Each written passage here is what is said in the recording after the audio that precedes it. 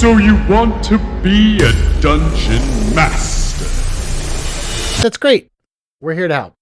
I'm Taylor. And I'm Justin. And this week, we're going to be talking all about dem feats. Feat.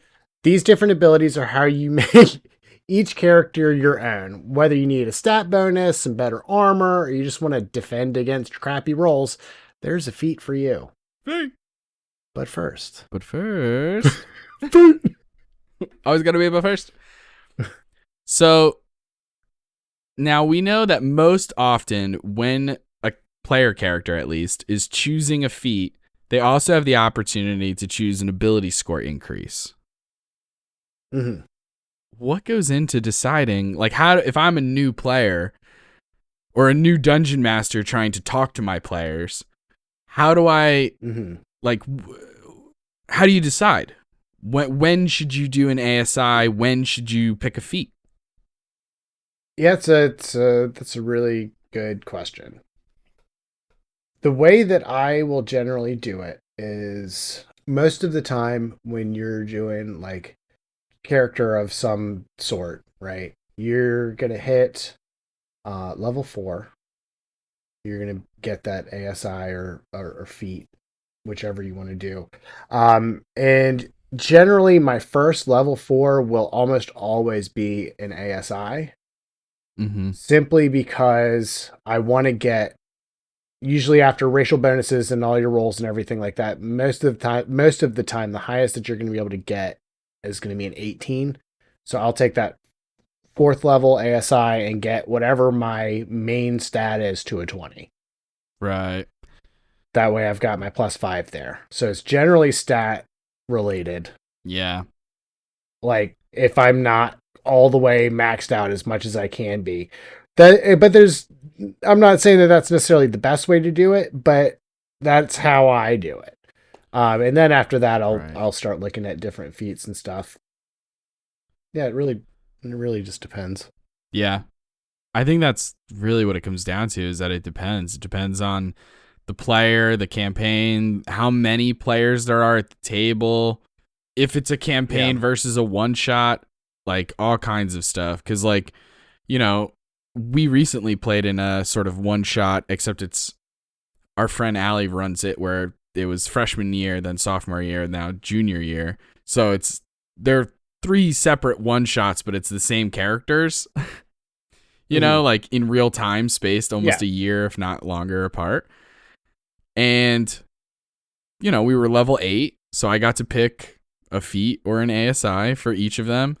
And I was looking at all my abilities and all my spells and all this stuff, and I straight up was like, I'm just going to pick an ASI. Like, it's just easier. I don't need another ability. Do you know what I mean? Like, and it was as simple as that. It was like, let me just get the 20, especially because I'm a spellcaster. So not only does it make my spell attack more, but it also makes my spell save DC better. For some of the things, like I wasn't playing a bard, but if you're playing a bard, it also increases the number of inspiration that you have. Like, it can increase in so many different ways. Do you know what I mean? Like, if you're a paladin, definitely. The bonus that everyone gets in your aura is based on your charisma score. So the ASI can be really helpful there. So there's like all these, it can also just depend on like the class that you are. Like, how important is it to get your stats up? Yeah, I mean, because like if you're doing like fighter, you're gonna get a million billion ASIs, regardless of what you do. Oh, true. Like they get more level. So you're just gonna get so many feats, which is fighter. A lot of these feats are geared towards fighters, almost for that reason. Right. Yeah, there's some that are very specific, and like Taylor mentioned in the intro, these are such a great way to further individualize your character and the type of character that you want to play, the skills that you want your character to have, and stuff like that. And it's a good conversation to have with the dungeon master, to talk about different things, talk about when certain feats will be more applicable than others. There's going to be times when certain feats maybe don't fit as well as others. You know, like somebody could be looking at some of the feats and being like, oh, should I pick this one? And the DM's like, I guess, but I don't really see why you, the wizard, need battle maneuvers. So maybe not that one. Have you considered Warcaster? You know what I mean? Like every once in a while you're like, I don't know if you need that one. And then also, like you were saying with the ASIs and stuff, sometimes it is just genuinely better to up your skills a little bit more. Or like your stats, I mean, like especially with newer players, you're brand new to the game. You just hit level 3, you got your subclass, or no matter what class you are, you have a subclass at this point. You're getting new spells and stuff. You're 4th level now. I might keep it simple. I might have you try and keep it a little simpler. As opposed to adding on this other ability that you need to now keep track of. Some of them are very simple and they're easy to keep track of, right? But others are a little bit more complicated. It gives you this new ability that you got to keep track of or something, or it gives you another resource. Like some of them give you another thing to track. Yeah. So or it all spells, depends. Or it can give you spells, there's ritual things, like all different kinds of stuff. And then it can even give you like, there are a couple that are like half feats. Some of those are some of my favorite ones, but I suppose we should get into it before going too much further. But I think when it comes down to what should you pick, ASI or a feat, follow your heart. Follow your dang heart. Yeah. I don't think there's necessarily a wrong answer, but yeah, I've definitely done both when building a character, as far as like taking an ASI first or taking a feat first. It really just depends. Although I would suggest, if it's something that is allowed at your table, some tables don't allow it, but do the variant. If you're really set on a feat that you want, do a variant human build, and then that'll let you pick a feat right out at first level. Yeah, very true. And like, also sometimes part of the decision-making process will depend a little bit on how you got your stats in the first place. I'm way more likely to go ASI for the first or even that 8th level moment if I'm starting with standard array. True. Yeah. Do you know what I mean? As opposed to rolling for like, stats. There's a lot. You never know. Yeah. But let's get into it, because there's a bunch of feats. Today we're going to be going over specifically the player's handbook feats. We'll go over the other ones in later episodes. Be patient. But we'll get to the additional content eventually. We're going to be doing this for a while. Yeah. Unless you guys want a 3-hour episode, we're just going to go over player's handbook stuff. Yeah. But let's go over it. Yeah, so I think we've pretty much touched on what a feat is at this point. I think we've kind of beaten it into the ground. I want to take a quick second, because rather than just kind of read them out of the book, although they are in alphabetical order, I've kind of split the feats into different categories, like 3 different categories. One of them is what I'm calling ability feats. These are pretty much straight up ability score increases. Plus, some of them will give you they'll all give you something else on top. But like the main thing is like, okay, if you need a +1 in a specific stat, you can take this feat and get a special perk. The next group is going to be the utility feats. These are no ability score increases or anything like that, but they do give you something kind of niche that you can do with your character depending on what you do. Like it'll give you a different way to attack in combat, or something that you can do outside of combat. There's a whole bunch of them. That's where most of these are going to lie, as far as the different feats. And the ones that we're going to be talking about the most are going to be these utility feats, because there's just a lot to go over. And then the last one are the weapon and armor feats. These are the ones that I was kind of talking about that were more geared towards fighters, because it's a lot of being more proficient with weapons, using specific weapons in a way that other players couldn't do without the feat. there are a handful of them that will give you some strength or dexterity or constitution or something like that. But they're more centered on the weapons and the armor than the actual stat increase. The stat increase is just kind of like a bonus. Mm-hmm. Yeah, definitely. And that's another big deciding factor on whether or not to choose an ASI or a feat and stuff like that, is also like where your stats are numerically. Because remember, Right. if you're let's say your most important stat, let's just pick intelligence, and it's at a 16, guess what, dog? Adding a +1 to that doesn't matter right now. Anything. Maybe in the future. Right. You know, if Right. you're starting the one shot or the campaign at level 12, then yeah, you could start at 16. You do a +1 from one of these ability feats and a +1 from a different one, and now you're at the 18. Now you get an extra +1 to your modifier. But that's another thing that always goes into my deciding factor of like, does it matter if I add 1 or do I need to do 2 and all that kind of stuff? But yeah, so that's kind of how it all boils down as far as like the different types and stuff. Yeah, I think that's all the caveats that I have for this. That makes sense today. In terms of breaking it down into the 3 different types. I usually look at them like alphabetically. And right, naturally. It kind of like it's yeah, and it's like it's kind of hard to tell, at a glance what's what as far as like what's going to help me where I'm looking for help. I'm looking for some kind of a utility, something to do, something special with my character, but I have to go through each and every one of these and like, okay, well, this is okay. No, not that, not that. Oh, that's like a crossbow thing. We're looking for crossbows. So this is kind of just a more digestible kind of grouping, I thought.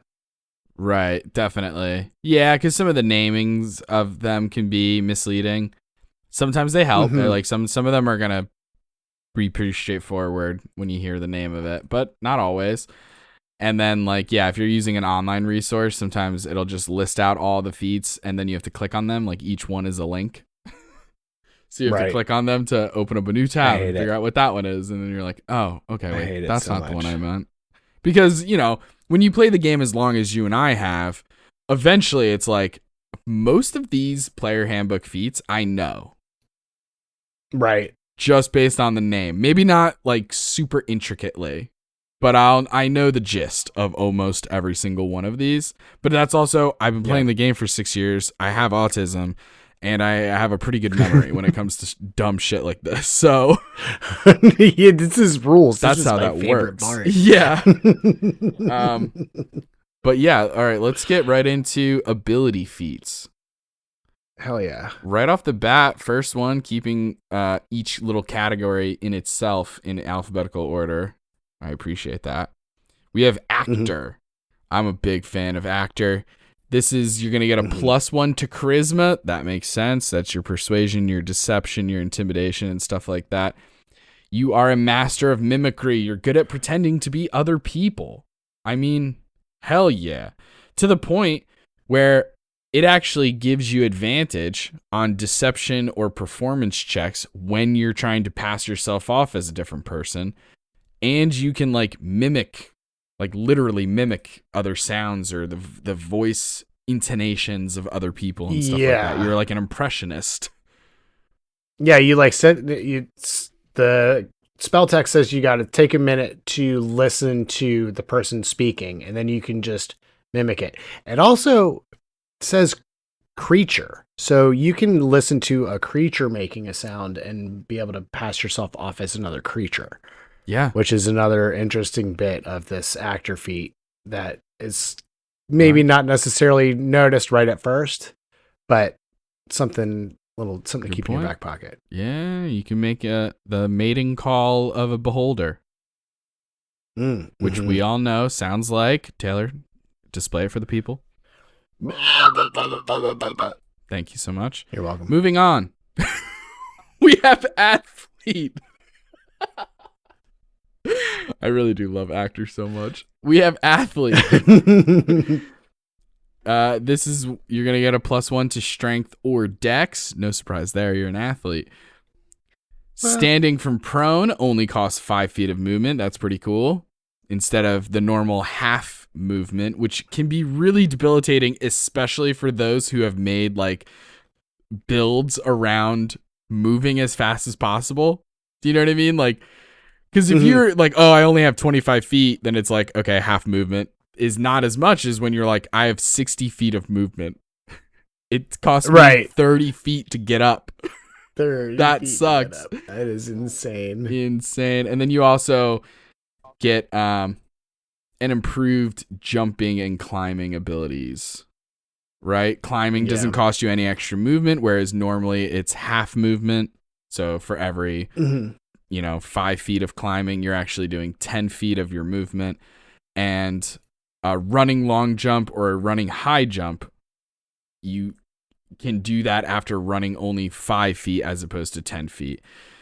That last one, it's really going to come down to how strict your DM is about jumping. Yeah. But still, even the other ones are very cool. Yeah, it's a pretty good one. The next one that we got is durable. This is going to be a constitution bonus, a +1 to constitution. The other kicker that you get with it is that if you roll hit dice, the minimum amount of hit points that you get from the die is equal to your constitution modifier times 2. Wow. So yeah, if you roll a hit die, and even if it's like a D8, if your constitution modifier is a +5, you'll still get 10 hit points at a minimum from the hit die. Oh, interesting. The way that it kind of works is like you take a short rest, you spend hit dice to heal, right? When you roll those hit dice, if the number comes up less than twice your constitution modifier, then you just take that number. So if you roll 4d10, it's not going to be a minimum of 40. It's going to be the minimum of the 10. But then, you have that. Right. Interesting. So even if you roll all ones, you're still going to get 10. Gotcha. Okay. Very cool. Yeah. That's going to be really helpful for people who are doing short rests a bunch. Yep. And this is good for like if you've got your constitution at an odd number or something like that. You kick it up by 1, and then you'll get a huge HP bonus as well because your constitution modifier is going to go up.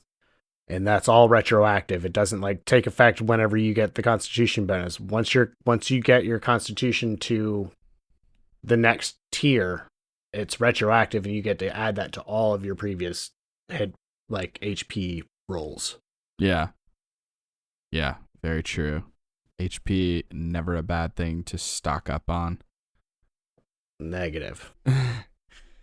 Next, we have Keen Mind. As somebody who's a DM who has a player with Keen Mind in their campaign, this one is stronger than some people might think. It is so good. Not only are you getting a +1 to intelligence, you always know which direction is north. Clutch. You always know the time until sunrise or sunset, so you pretty much always know the time of day. And you can recall anything that has happened in the last month.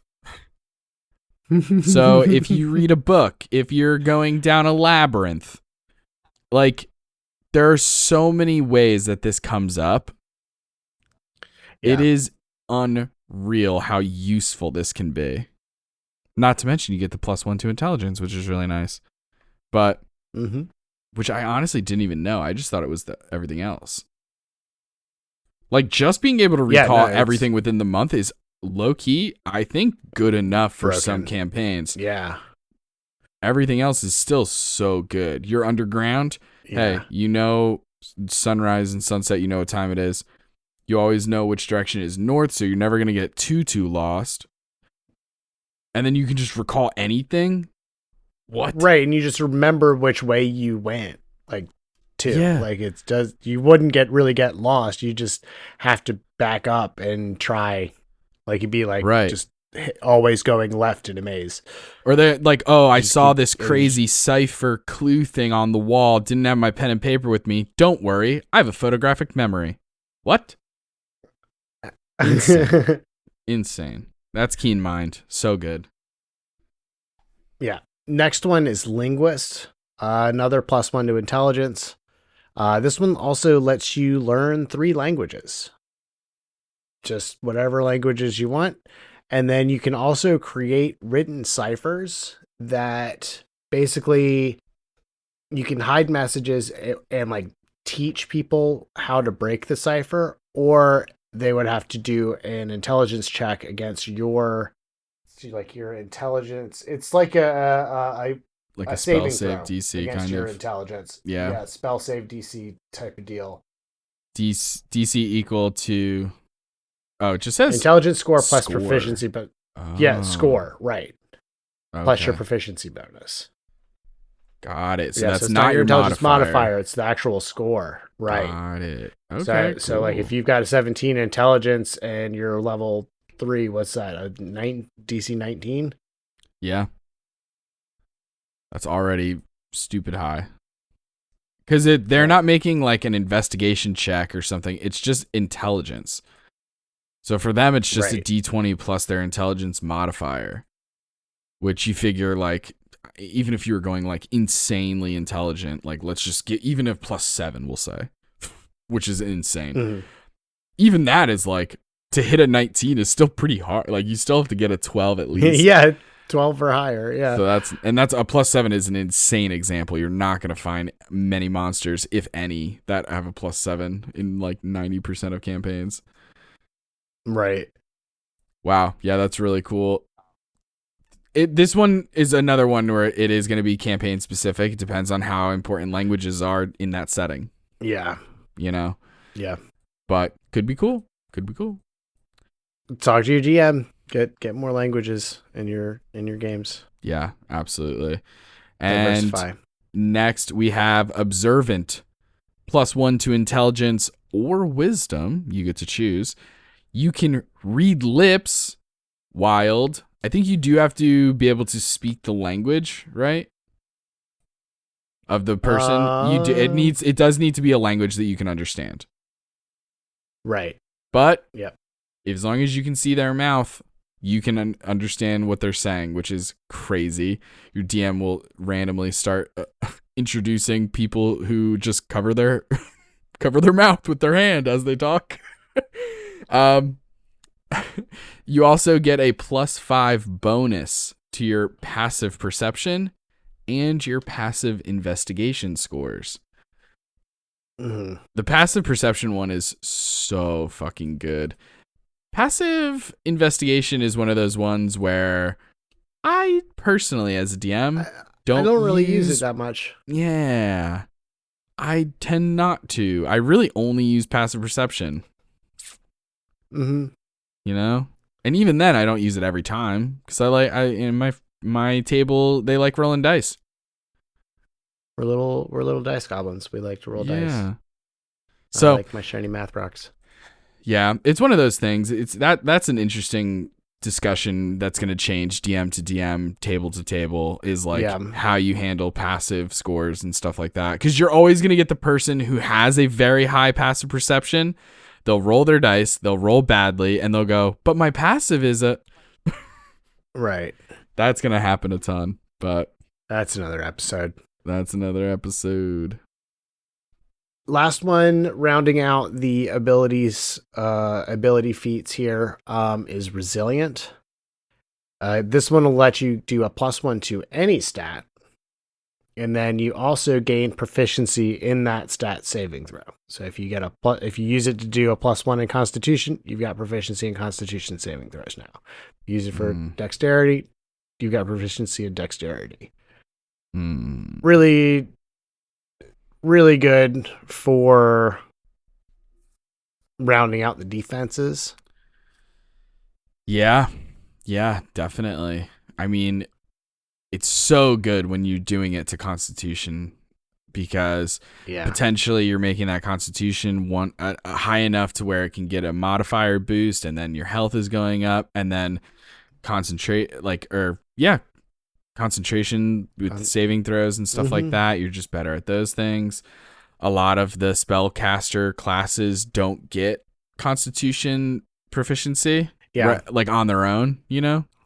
No, most of them are going to be your wisdom, your Yeah. like It's like, personal intelligence stats, like intelligence, wisdom, charisma.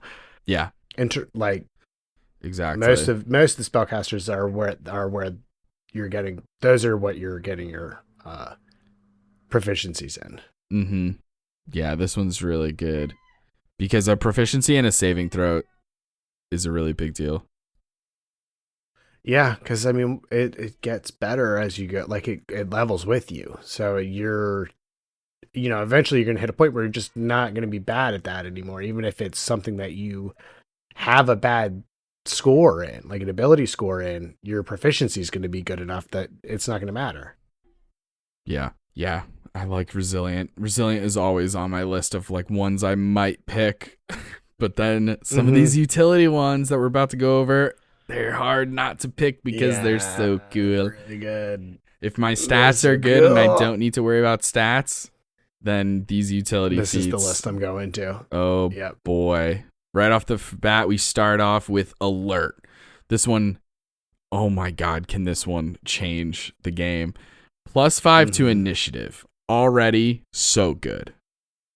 If you're the type of player who wants to go first or early and often in initiative, if you're the fucking assassin rogue, above all, I don't think there's a single subclass in the game that benefits more from going first. Is the assassin rogue, because the assassinate ability depends on it. But anyway, +5 to initiative. Cannot be surprised. Hey, assassin rogue, you can't surprise me. No advantage for any creatures who you cannot see. So normally, if you're hidden, then you get advantage on a creature that cannot see you if your stealth beats their passive perception. But not against you because you're alert. And I love that for you. You're alert. Yeah. I love that for you. Help me, I've So fallen down. I hide need your help. doesn't matter against you. Yeah. Alert. You're just always ready. Always ready. That's a really good one. Baby. Yeah. Next one we're looking at Charger. This one's kind of this little movement based type of deal. When you dash, you can use your bonus action to make a melee attack or shove a creature. After you dash, if you move at least 10 feet in a straight line before you do the attack or the shove, you'll get a +5 to the damage of the attack, or when you push them, you could push them 10 feet.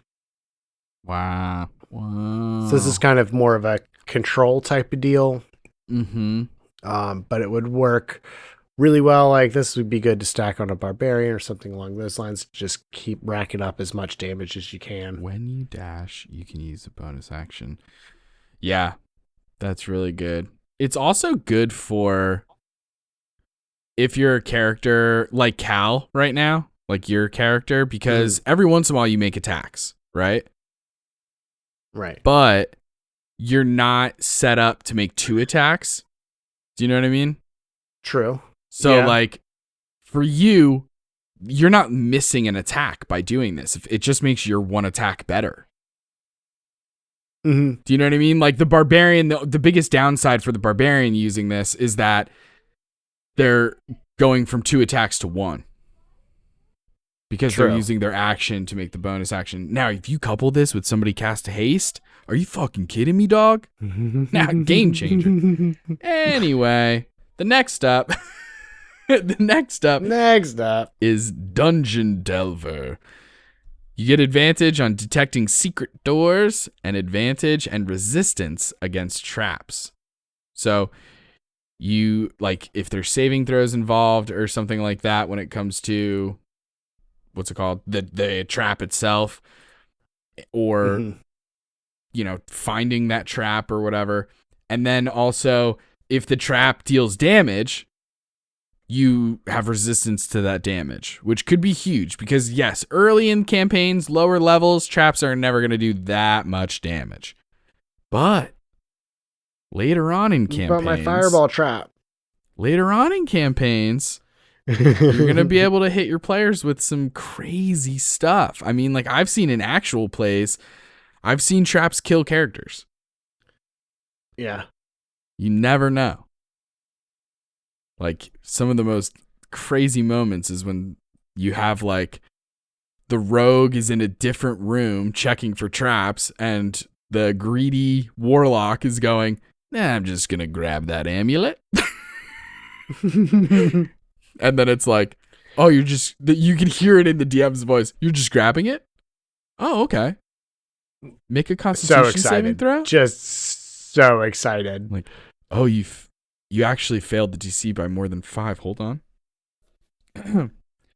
And you're Right. dead. And you all watch as this character drops to the floor dead.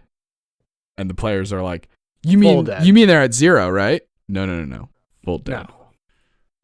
No. Now, the resistance to damage dealt by traps, that one might not help this. But hey, you have advantage on that saving throw, baby. So at least you have that. You also have advantage on checking those. So that's good. Mm-hmm. And traveling at a fast pace does not impose the normal -5 penalty to perception score. Now, the way that's listed there, hey, guess what? I didn't know that was a thing. Yeah, me neither. Traveling at a fast pace, I was like, oh, that's a thing? Imposes a normal -5. Oh, let me write that down really quickly. Moving on. Yeah, next one. We're looking at Elemental Adept. This one's a real nice one for your spellcasters. You're gonna choose a damage type, either acid, cold, lightning, fire, or thunder. When you cast a spell of that chosen type, you're gonna ignore any resistances. So if you choose fire and you're fighting something that is resistant to fire damage, you're still gonna do full damage to them. And then on top of that, anytime you roll damage for a spell that deals that type of damage, it's any ones get counted as 2s. That's awesome. And then you can stack it. So if you want to just go feat crazy for your spellcaster and be like, okay, well, I want like 3 different types of damage that I'm good at.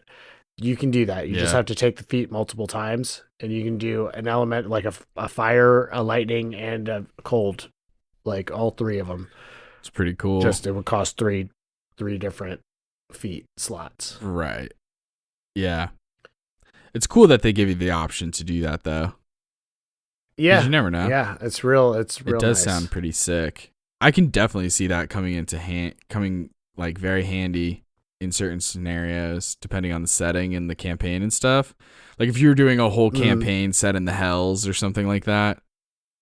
Yeah. So many devils have resistance to fire, cold, poison. I don't think poison was on the list that you did, but poison's not one of them. But still, it's acid, cold, fire, lightning, or thunder. Very, very cool. All right.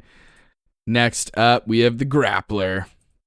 Now, the Grappler has what we refer in the biz as a prerequisite.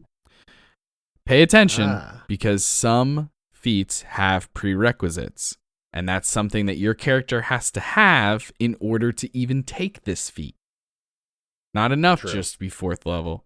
So, for example, the Grappler, you have to have a strength of 13 or higher. If you do, then you can become the Grappler. Now, with the Grappler, you have an advantage on attack rolls against a creature that you are grappling, which is really fun because normally you don't, and it makes no sense. Like, I get it from a mechanical standpoint and how grappling is different than restraining and da-da-da-da. But, like, when you picture, like, I don't know, Stone Cold Steve Austin grappling somebody, you're telling me he's not going to have a slightly easier time punching that guy in the face? Like, maybe swinging an axe, I get, because your hands are full. But, I don't know. Right. Anyway, you can use your action to try and pin a creature that's grappled by you. You make another grapple check. If you succeed, you and that creature are both restrained until the grapple ends. Very interesting. Very Wild. good if you have teammates who can take the hits while you're doing this, or Right. out of combat, or to end a combat kind of things. Because I mean, like there's different role play reasons I could see that being really helpful. Because obviously restraining yourself is almost never a good idea, and it's interesting that that's the trade-off there. But in the right circumstances, could be the move. in the right circumstances, it's definitely a move. Yeah, it depends on how the battlefield is laid out. There's going to be Mhm. times when that's not the move. Moving on. Yeah. Moving on. Next one is healer. So this allows you to use a healer's kit to stabilize a creature. You're always allowed to use a healer's kit to stabilize a creature if you're proficient in medicine. But if you do that with the healer feat, it also brings them up to 1 HP. So you're getting them out of, not only getting them out of making death saves, they're actually back up and in the fight. Huge. You can use an action and a charge of your healer's kit to heal 1d6 plus 4, plus the creature's maximum amount of hit dice to one creature, and that once you do it to a creature, you can't do it again until short or long rest. So if you heal something that's like a level 12 player character, you'll do the 1d6 plus 4 plus 12 pretty much, because it's their maximum number of hit dice. Oh, I see. Okay. For some reason, I thought it was 1d6 plus 4. That's the number of creatures that you can heal this number of max hit dice. I was confused. No, now it makes sense. No. Got it. I see. Yeah, I see the no, second plus sign there. Okay. Yeah. Yeah. So you're just, in my gonna. It's brain. one creature. It's one creature, and like you could do the same thing to a level 6 character right next to it, and then that character would only get the 1d6 plus 4 plus 6. Wow. Not the plus 12. That's Because it's based off of that creature's max number of hit dice. Dang, that's huge. There you go. That's a really good way so to give somebody a party that doesn't have a designated healer, and maybe is like, sometimes you have a party, they're like, hey, no one wants to be the healer. You're like, yeah, no problem, we'll make it work. And then like first couple combats, people are going down left and right, and you're like, dang. Give one of them a fucking healer's kit and give them the healer feat for free, even. Because you're like, whatever. Yeah. I don't want one character to have to take this burden. I'll just give it to somebody for free. Now you can do it, gang. They still have to use their action.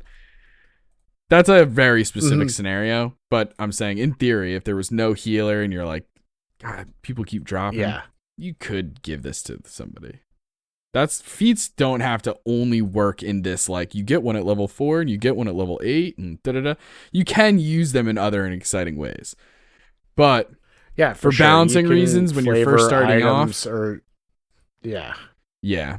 It I like to kind of do like magic items almost, is a way that I have provided feats in the past. Yeah. Is have a special magic item that grants the feat, and then you don't have to go through all the rigmarole. Yeah, that's a cool way to do it. All right, next up, inspiring leader. I've always wanted to pick this one. The only thing is, there are other times, temporary hit points are so specific where they don't stack. Right. Where often I'm in parties where somebody gives the group temporary hit points, and therefore this becomes like I'm stepping on their toes. But anyway, let's get into it.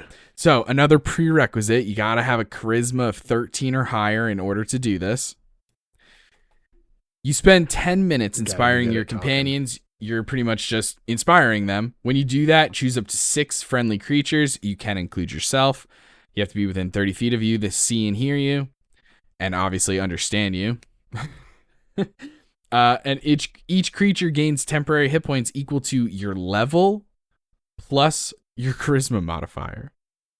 So that's not a level of any one class. It's like your level as a character. Right. So even if you're Right. multi-class, it's the total, the big one. Plus your charisma modifier, which we know has to at least be a 13. So you're at least rocking a +1, if not more. Right. And you can't use this again until a short or long rest. But that does mean you can do it every short rest. It's wild. It's wild. That's even if it's a that's +1. a good one for At level 10, you're 11 hit points starting. You're adding so much to somebody's. Obviously, they're temporary, so they can't be re-healed or anything. It's not as good as like an aid spell, but aid spell is using a huge spell slot to do that. This, you're banging out. It's insane. This is so good. But like I said, temporary hit points don't stack. Sometimes you have a Celestial Warlock in the group, and you're already getting something like this every short rest. So it's one of those things where I'm always like, ah. But one day I would love to have this, plus the role play opportunities. Come on. I mean, we all know Allie Beardsley crushes the inspiring leader feat by intentionally giving uninspiring speeches, because that becomes the running joke. It's very funny. We love it. We love to see it. Anyway, moving on. Subvert those expectations. Next feat we've got on the list is, it's a big one. This is a big one. This is one that I see used an awful lot. It's Lucky. Yep. Basically, every long rest, you get 3 luck points. You can use those luck points on any D20 roll that you do, for the most part. Ability checks, saving throws, attack rolls. If you don't like the roll, you can just roll it again. Up to 3 times per long rest. Another feature of this feature is you can also, if an enemy hits you with an attack, you can use your reaction and have them re-roll. Whoa. I always forget that Lucky Big. can be used that way. Because it's so much better to be selfish. Yeah. I can think of a handful of situations, like if I'm at like really, really low health and I don't want to go down, then I might do it. Mm-hmm. But most of the time, for the you're most using part, it for your own stuff. I'm using it because, oh man, that's a 1. Yeah, no, we can't be rolling 1s over here. Yeah, exactly. Incredible. I hoard my luck points. That's so funny. Yeah, I've never had Lucky before. It's another one, just like Resilient, one that I always look at. Mm-hmm. And I've never had it. It's huge. Been playing this game for so long. I've never had Lucky. I've always thought about it. One day. And I feel like I may have misspoke a little bit earlier. I'm going to clarify. You can have a maximum of 3 luck points. You don't get 3 luck points every long rest. You have a maximum of 3 luck points. If you use any of them, you go back to 3 on a long rest. Right.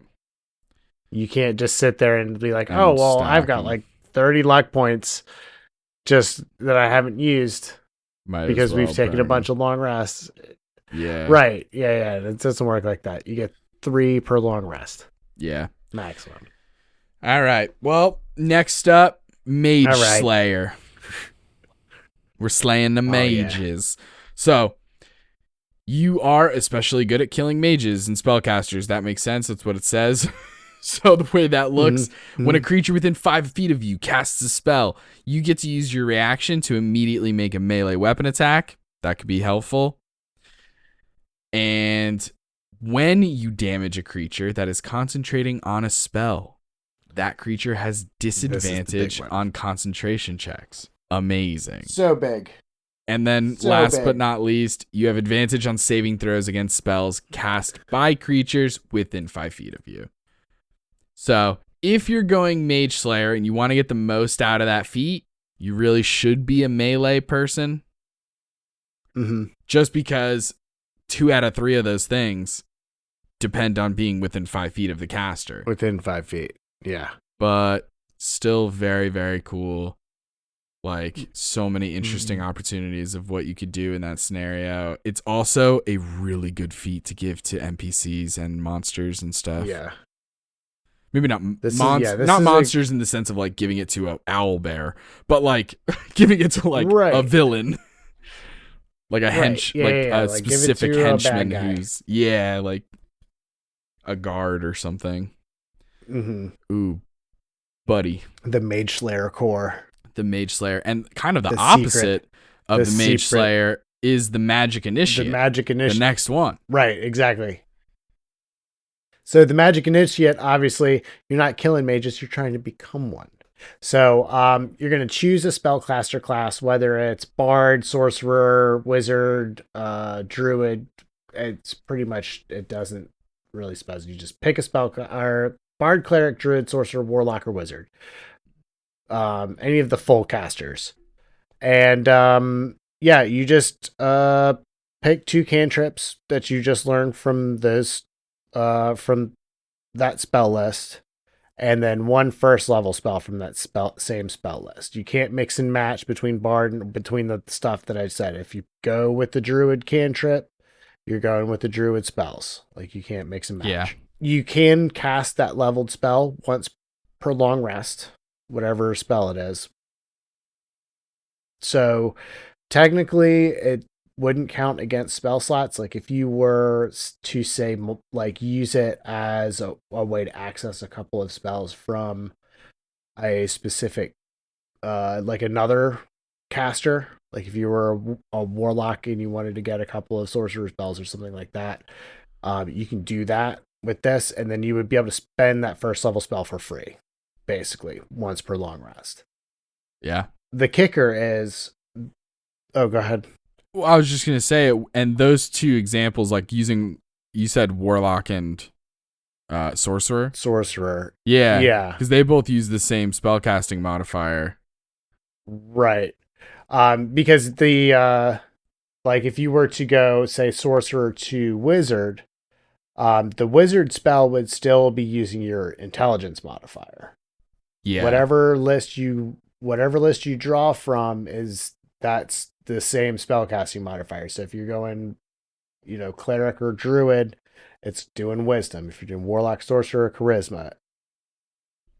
And Bard is also Charisma. And then if you do the Wizard, it's Intelligence. Yeah. There's a couple of other things where that's the same kind of caveat. Anytime from one of these character feats, it says that you can learn a spell from a specific list, unless it says otherwise, the whatever list you get it from, that's the spellcasting modifier you're going to be using. Mm-hmm. Yeah, definitely. Because this is like a character thing, not a class thing. So it's not like you're doing magical secrets as a bard and you're just, these count as bard spells now. No, you're actually learning these wizard spells or what have you. Yeah, definitely. So that is Magic Initiate. Could be a lot of fun. Next up, similar vein. There's a lot of them that are like this, where it'll use the word adept or initiate or something like that. I thought there were. It's really just these 2, and there's 3 of them. There's one more later on that it's the same kind of thing, but I thought it was a bunch. It's 3 out of the list. Oh, really? Like this. There's Magic Initiate. Maybe I'm thinking it's like Magic Initiate, Martial Adept, past. and Ritual Caster. Yeah. Yeah. I'm thinking past this. I'm thinking the supplemental stuff because I'm thinking of Eldritch Adept. Okay. And there's a couple others. Oh, yeah. But okay. So Martial Adept, you are getting some battle maneuvers essentially from like the Battle Master Fighter subclass. You get to learn 2 of them of your choice from that list. Mm-hmm. And the saving throw for that is 8 plus your proficiency plus either your strength or your dex, which I think is the same as it is for the battle maneuver. Fighter. Yep. Exactly. And then you gain 1 superiority die, which is your resource for recharging this and stuff like that. And it's a D6. This die is added to any superiority dice you have from another source. So If you're already a battle master, you could pick this and you gain an extra d6 on top of your normal superiority dice. It recharges at a short or long rest. So very, very cool. I do think it's a slightly downer. I don't think it scales well when it's only 1d6. But that's me. So the big thing on this one, because actually Ragnar has this feat. Like the character that we played the other night, like he has this feat as a fighter. Yeah. Just because it the way that it says it, you just learn 2 maneuvers. So I already have superiority. I use this to get access to more maneuvers. Right. And then I can just spend my regular fighter, my regular superiority die on him. I know him now.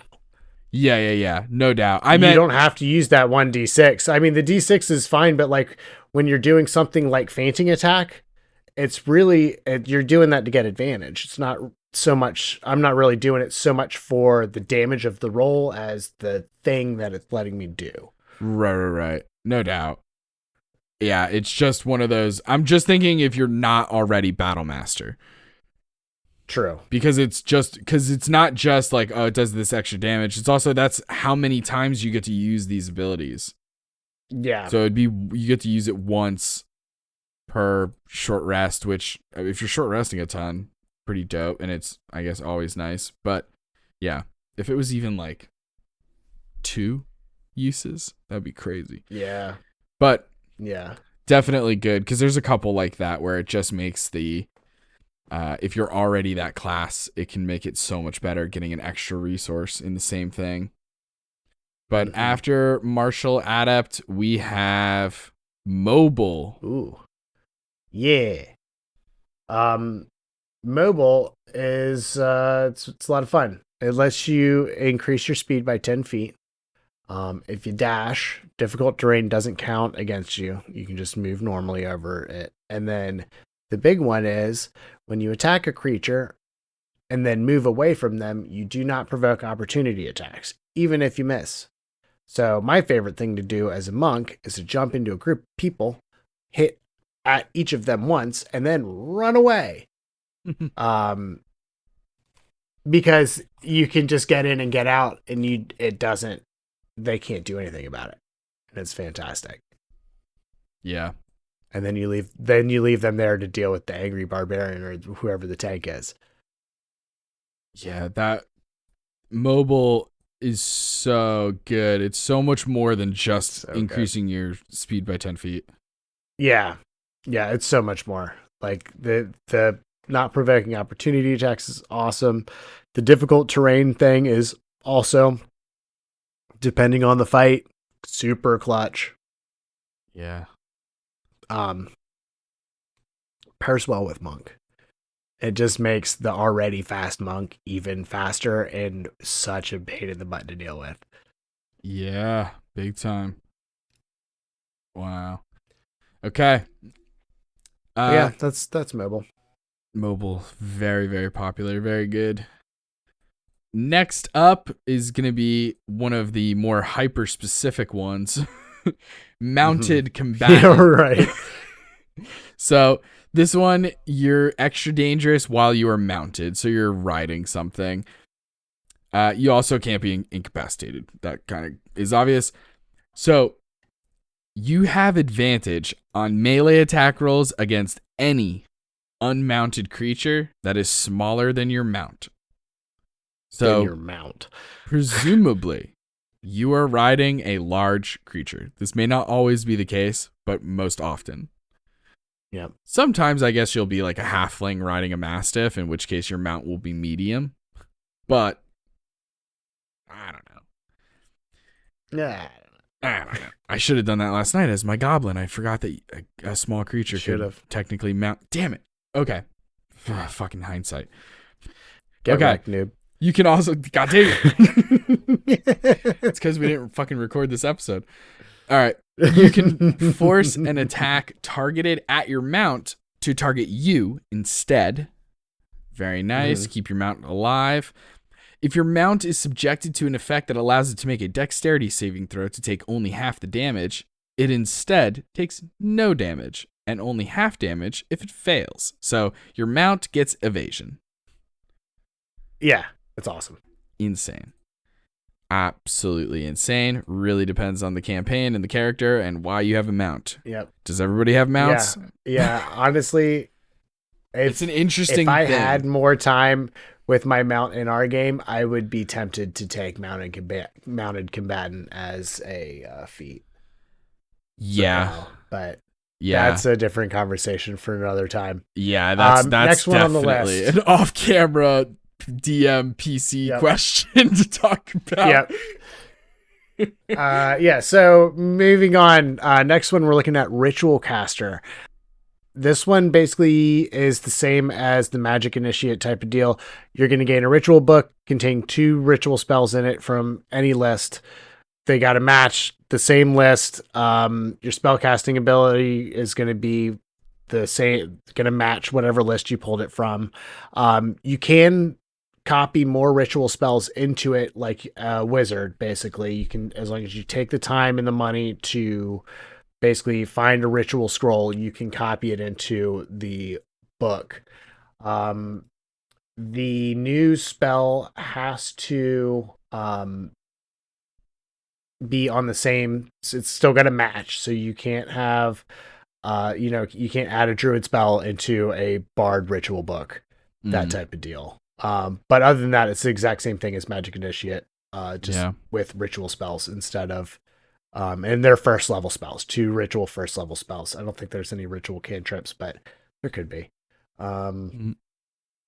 Yeah. That's Ritual Caster. Very cool. Better to have some rituals than no rituals, but dude, I love having rituals. I love being a ritual caster in general. Like, it's one of the best parts about being clerics, or bards for that matter. Both of our mains. Well, I don't want to speak for you. You main clerics. Would you say that? I 100% main clerics. Okay, cool. Yeah. I main bards. All right, sick. Next up, Savage Attacker. Couldn't be simpler.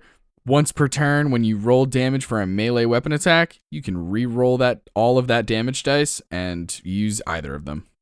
So you just have a better chance of doing more damage. It's simple as that. Like advantage. It's like advantage on a damage roll. Exactly. So if you're rolling 3d6 and you roll all fucking 2s, fucking re-roll that shit.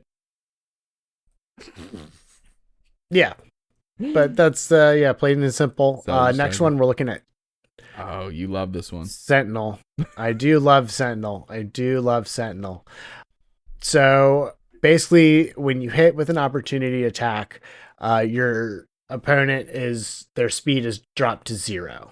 So if something's trying to run away from you and you manage to tag them as they're going away, they're no longer going away. They're staying put right there. Another big one on this is, even if a creature disengages, they still will provoke opportunity attacks from you. So be mindful of that. Even if they're disengaging, you still get that opportunity attack. And then also, if an enemy within 5 feet attacks an ally within 5 feet, you can use your reaction to make a melee attack against that enemy. So a lot of really interesting stuff to be done with this feat. It's a super awesome control type of feat, and it's right up my alley as far as strategery and all that. It's so good. Yeah, I think the only little caveat with Sentinel is when it's specifically when a creature within 5 feet of you makes an attack against a target other than you. So a bad guy is hitting your friend right next to you. If your friend also has Sentinel, then you cannot use your reaction to make a melee weapon attack. And because it does specific, and the target doesn't have this feat. Yeah, didn't even see that. So if Cal and let's just say Sunny both had Sentinel, and so then they counteract in this super specific way. All the other stuff still counts. Just this one thing technically doesn't work. Yeah, but I don't know that I would be using my reaction like that too much anyway, just because the opportunity to attack reaction is so much more busted. Yeah, no doubt. Yeah, I think it's so that like if an entire party decided to stack this, every member of the party has Right. Sentinel, then it's like, Right. oh, the bad guy makes a That's true. multi-attack I didn't against even all of think you. about And it's that. like, we all reaction. It's like, damn it. Because then it's like, you're getting fucked even if the person's like, well, they have Sentinel. I'm not going to run away. And then it's like, well, Right. guess what, buddy? I can hit you anyway on your turn. It's like, dang it.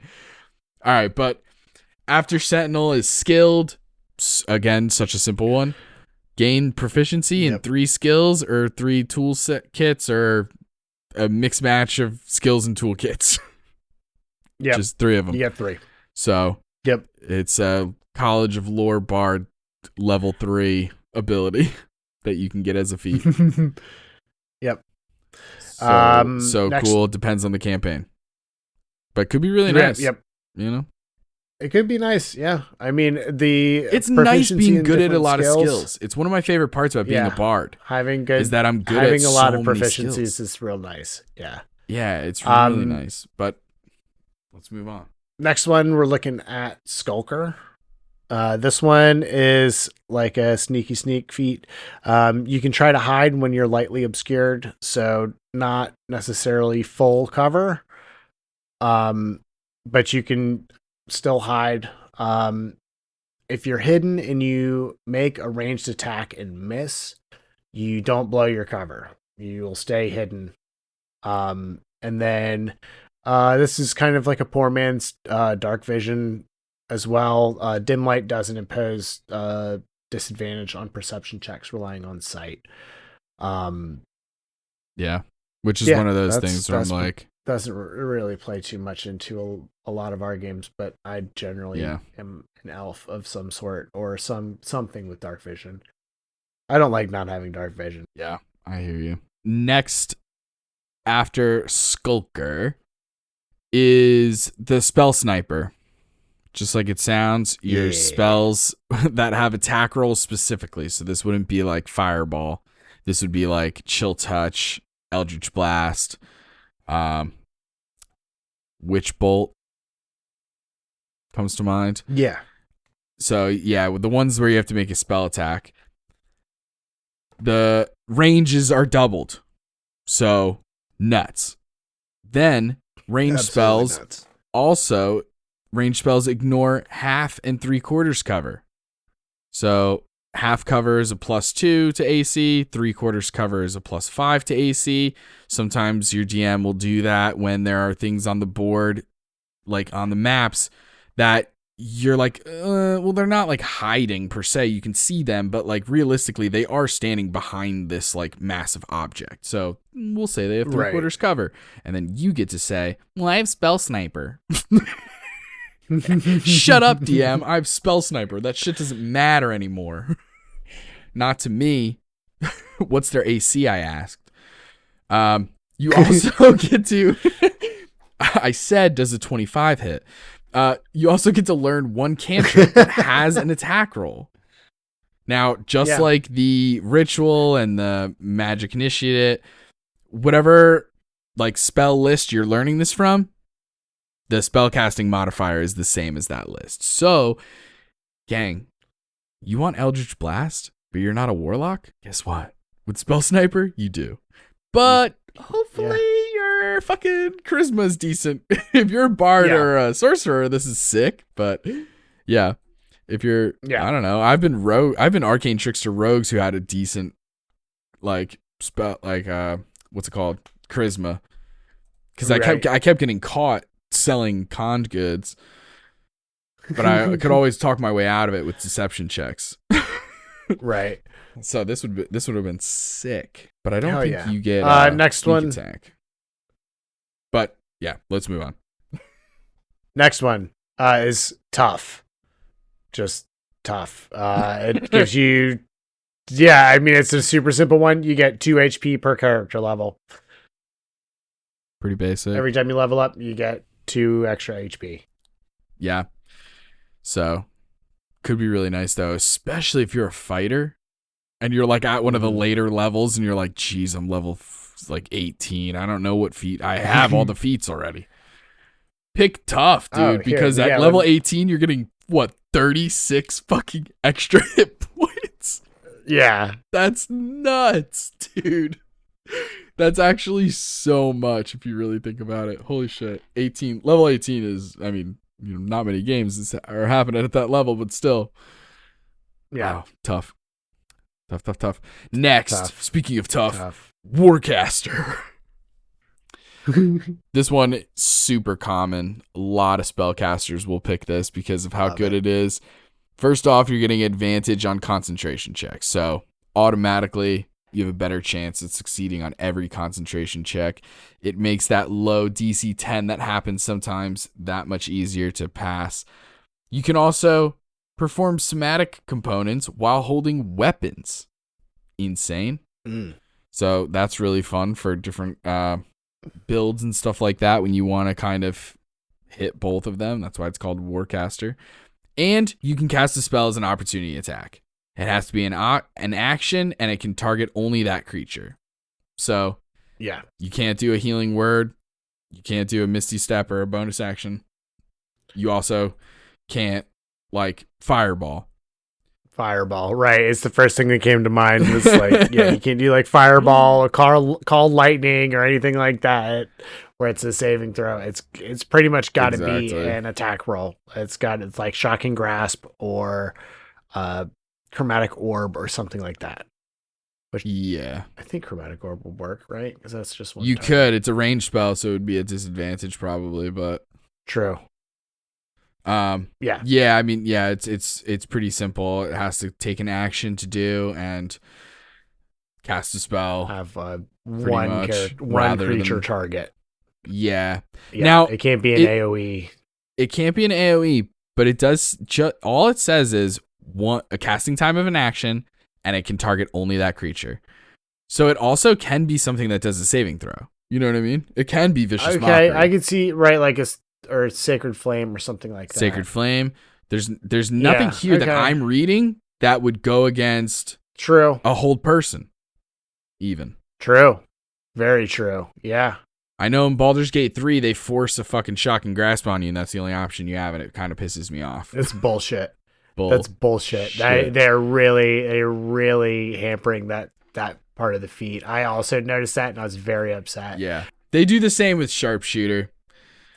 There's a handful of things where I'm like, damn, this, like, I was going to break your game so bad, but no, you had to go in and balance things. I know. Fine, Larian. Frustrating. Anyway, let's get into, so Warcaster is our last sort of like utility one, a very, very useful one. Because we throw it under utility, but that doesn't mean that some of these utility ones aren't going to be very geared towards combat. Whereas there are some, like Keen Mind, for example, or something. Or Keen Mind technically is a half. It's like an ability feat plus ability feat kind of thing. But yeah, some of them are so good for combat, and weapon and armor also would kind of fall under that deal. But these ones are pretty much all exclusively have to do with weapon or armor of some sort. Yeah, big time.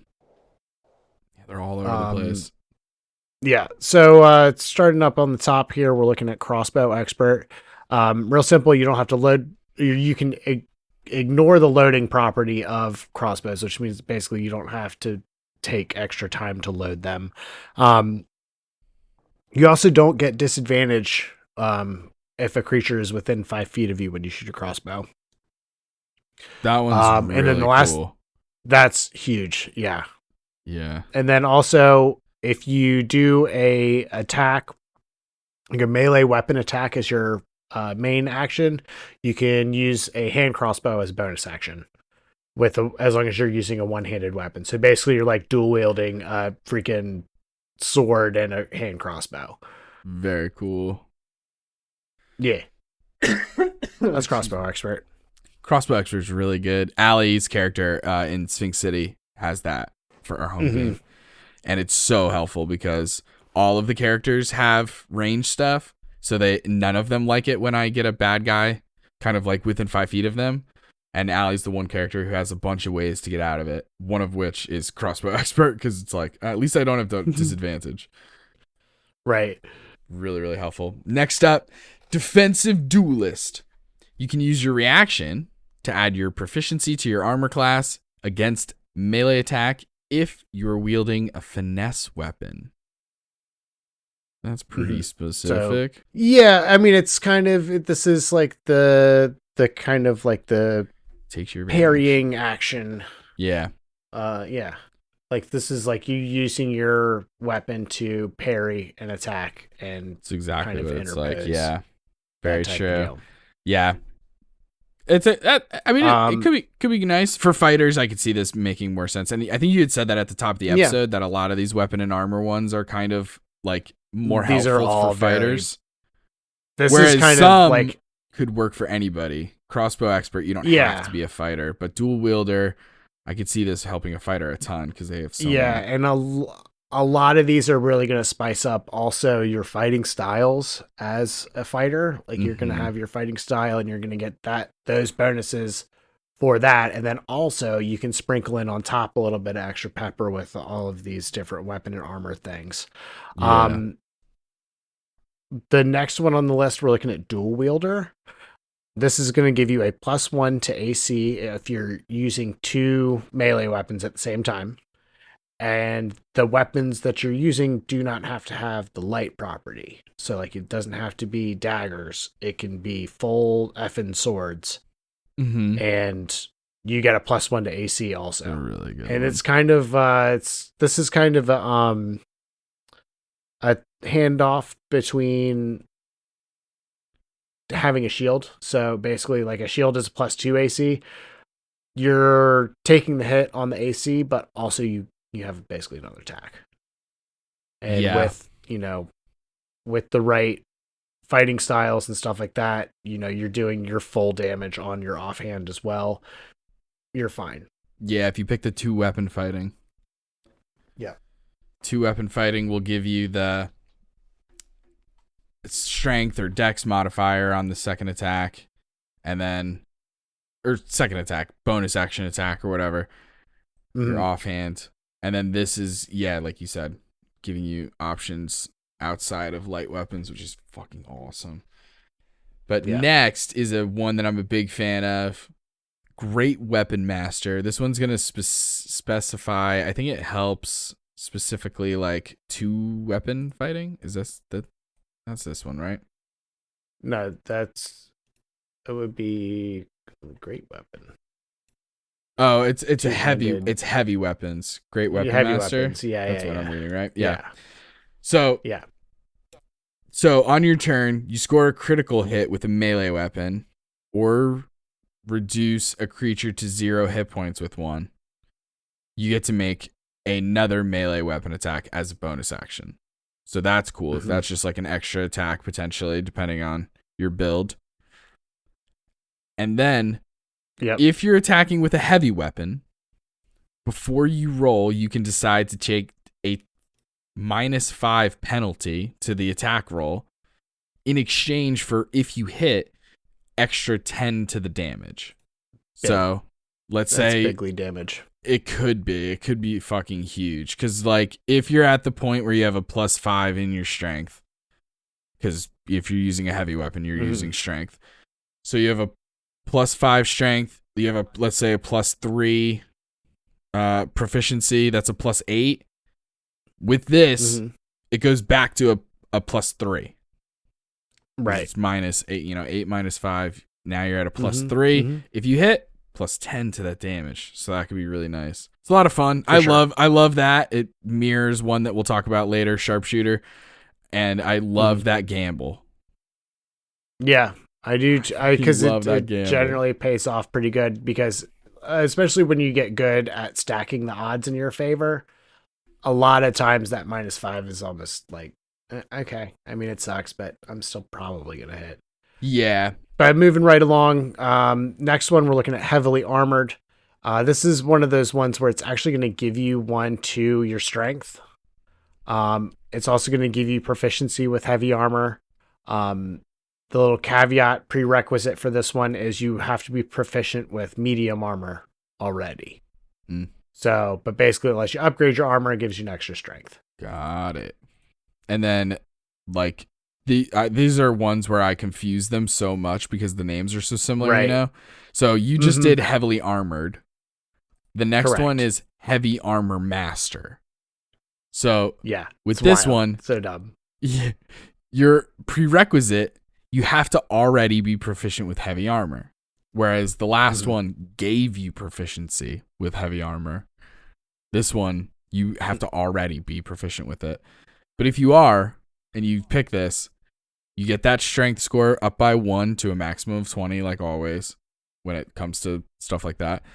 I feel like that's the first time we've ever mentioned that, but that is one of the main rules of doing ability score increases on It stuff. might be the first time we mentioned it this Is I episode. think that you can't go above a 20 for the most part unless your DM says it's okay. Yeah, Like it's which generally stats are maxed out at 20. Yeah. Yeah. They probably won't. Don't bank on that. I've done that in this game and it's already bananas. But while you're wearing heavy armor, bludgeoning, piercing, and slashing damage that you take from non-magical attacks is reduced by 3. So that's pretty cool. I mean, it's very, very small. It's very small, but I mean, you never know, depending on the number of attacks and stuff like that. But it's definitely not one that I would ever pick. But yeah. But I mean, hey, It's whatever. It's okay. It's all right. Next one on the list, we're looking at lightly armored.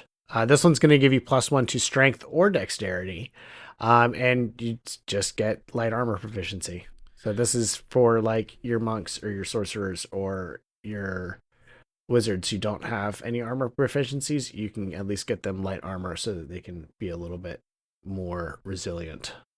Yeah, I mean, monks get their unarmored thing too, don't they? That's true. Yeah. That's what I did. I should have said monk because monks are doing their own thing. I was just thinking of classes that don't have armor. Yeah, but like monks and barbarians are supposed to not have armor. Yeah, Baldur's Gate lets me have Gale with armor. I don't understand it a lick. I got light armor on Gale. It makes no sense to me because I didn't do anything special. But anyway, lightly armored. Guess what's next? Medium armor master. What? I know you're gonna love the next one too. Mm-hmm. Is it medium armored? No, it fucking should be, but it's not. Anyway, moderately armored. So stupid. Medium armor master. So again, prerequisite, you gotta already be good with medium armor. But now it doesn't cause disadvantage on stealth, and your max dex bonus increases to 3. So normally it's +2, right? Right. Normally with medium armor, it can only get a +2 from your dexterity. Now it's a 3. So if you have a 16 dex, you can still get the 3 bonus to your AC. Mm-hmm. Yeah. So could be something. I mean, hey, it could be something. It could be something. It could be. Moving right along, moderately armored. Guess what? +1 to dex or strength. Proficiency with medium armor and shields. This one is there's not like a shield master one, like a shield armored or whatever. Medium armor and shields go together for proficiency's sake when it comes to feats. Yeah, for the most part. Exactly. So now you're good with that. Maybe that's why they called it moderately armored instead of mediumly armored. You're just, moderate, I know. How armored are you? Moderately. Lightly. This heavily. next one's really fun. Oh, the next one is so fun. Polearm master. So now you have to have a polearm. So there's a couple of options already in the weapon things in the player's handbook. You could Bing it. You'll find them. Type in fucking weapons 5e. You'll find them. But polearms count as like glaives. Is the only one that halberds. What else? Quarterstaff. Nailed it. Counts as a polearm. Uh-huh. And a spear. So with these polearm things, you are able to, they're just longer weapons, right? That's kind of the vibe of them. Mm-hmm. You get to use a bonus action to make a melee attack with the opposite end of the weapon.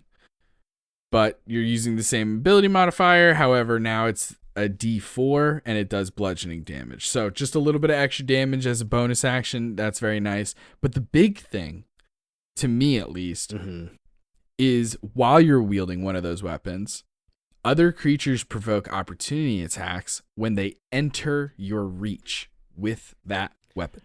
Yeah. And some of that's those weapons huge. have what is referred to, it's like a 10 foot tag. reach. They have reach, which means Uh-huh. they get an extra 5 feet. So instead of a 5-foot range, it's a 10-foot range. So now creatures are coming towards you, Polar Master, and you can opportunity attack them immediately. Now, if you couple that with Sentinel and other things, it can get honestly outrageous. Yeah, because Sentinel I'm is just thinking insane because with it stops Sentinel, them from you even just coming any closer. poke them. Right, you just they're poke them stuck 10 feet away, and they can't get It's to you. nuts, dude. And bro, you couple this with Warcaster, where you can opportunity and use your stuff. What's to say and you use a can't spell use instead? this Yeah. and use a spell instead? Yeah. They're coming into your range. You have the glaive, and you cast Booming Blade. Right. So now, boom, they're 10 feet away. They take that extra 5 feet to get closer to you if you didn't have Sentinel. And now, boom, they're taking that extra damage. Wild stuff. Everything is possible. Stuff. Oh, Crazy. boy. Polar Shoot for Master the is so moon. fucking good. Okay, continue. Yeah. Next one, Sharpshooter. This one's pretty interesting. With a ranged weapon, your long range doesn't impose disadvantage. So when it's like 30, 60, you can shoot up to 60 without disadvantage. Your ranged weapon attacks are going to ignore 1/2 and 3/4 cover, just like the spell sniper feat. And also just like the Great Weapon Master, you can take a -5 to your attack roll to get +10 to your damage. So it's a bit of a gamble, but again, if ever you stack everything right, you're going to be in a pretty good position most of the time to make that worth your while. Yeah. Almost always. Yeah. Definitely. Dang, dude. I love Sharpshooter so much. I love the risk. It's a good one. I love the longer range. You're just a gambler. Yeah, it's just fun.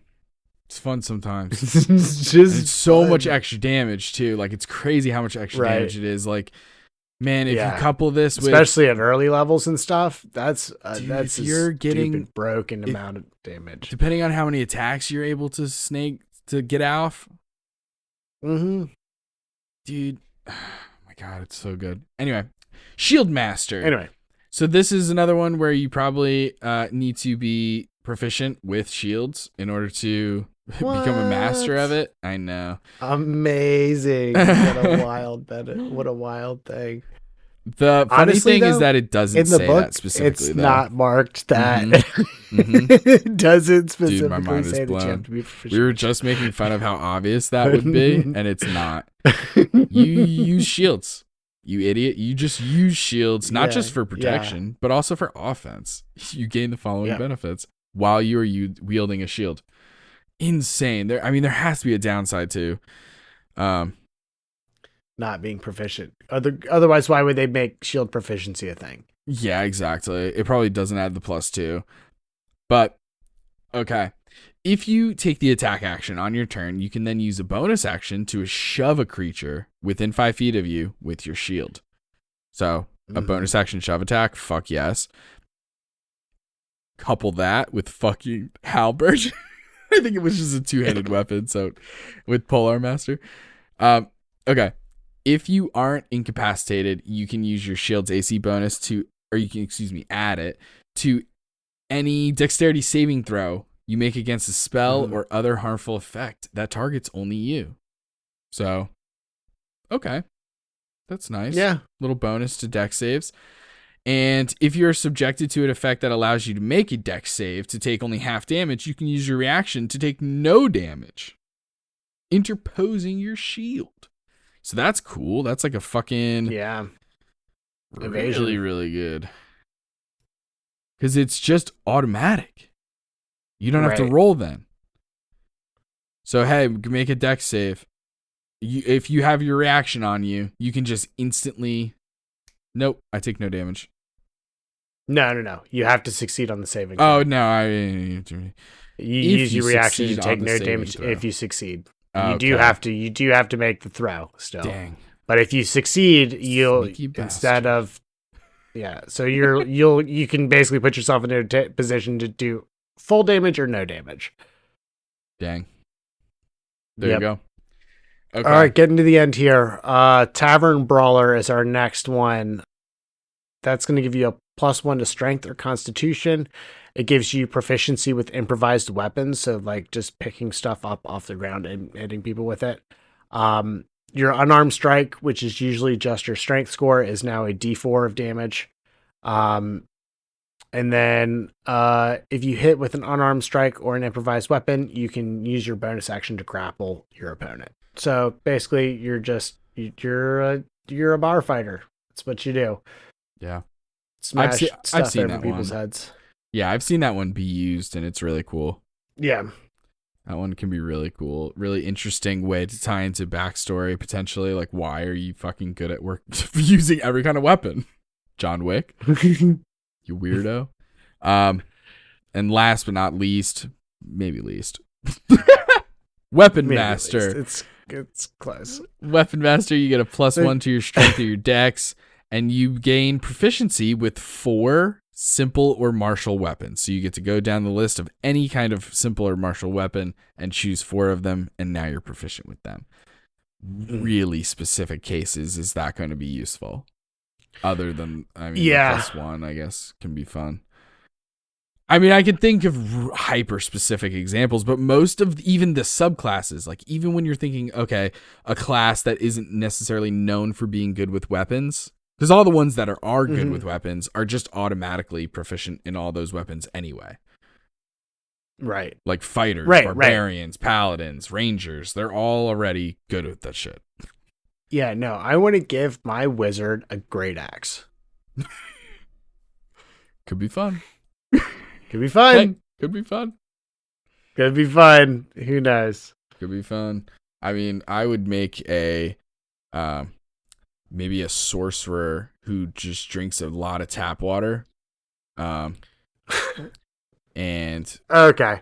would be proficient in that's in all we big can tap. get into this time, guys. Proficient in big tap. All right, that's all we can get into this time. You can find us on TikTok and Instagram at SoYouWannaBeaDM, or ask us a question at SoYouWannaBeaDM@gmail.com. If you liked the episode, don't forget to give us 5 stars and a review wherever you found us. And check out our Patreon with the link in the description. Join us next time for more Dungeon Master tips and tricks. Bye. And now it's time to shout out our Patreon gang. First up in the Adult Dragon gang, we have Theo. Hey Theo, what up? And then we have our Ancient Dragon gang. Nub Muffins, may Palor's light be upon you. And we also have Lee. Hey Lee, can't wait to roll dice with you. If you want a shout out, you gotta get on that Patreon gang, my friends. Tune in next time for another episode of So You Wanna Be a DM.